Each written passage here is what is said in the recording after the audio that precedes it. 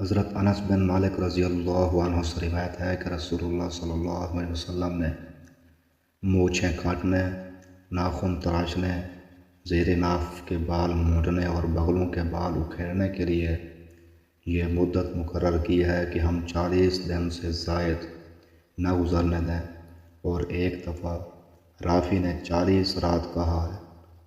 سنن نسائی حدیث نمبر 14۔ حضرت عبدالرحمن بن ابو قراد رضی اللہ عنہ سے روایت ہے، انہوں نے کہا میں رسول اللہ صلی اللہ علیہ وسلم کے ساتھ میدان میں گیا، اور آپ جب قضائے حاجت کا ارادہ فرماتے تو دور جاتے۔ سنن نسائی حدیث نمبر 16۔ حضرت عبداللہ بن عمر رضی اللہ عنہما سے روایت ہے، نبی اکرم صلی اللہ علیہ وسلم نے فرمایا، مونچھیں خوب منڈاؤ اور داڑھی بڑھاؤ۔ سنن نسائی حدیث نمبر 15۔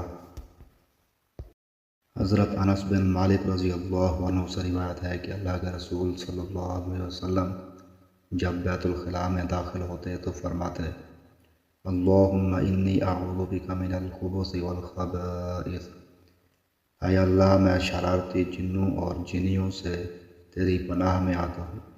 سنن نسائی حدیث نمبر 19۔ حضرت زید بن ارقم رضی اللہ عنہ سے روایت ہے، اللہ کے رسول صلی اللہ علیہ وسلم نے فرمایا، جو شخص اپنی مونچھیں نہ کاٹے وہ ہم میں سے نہیں۔ سنن نسائی حدیث نمبر 13۔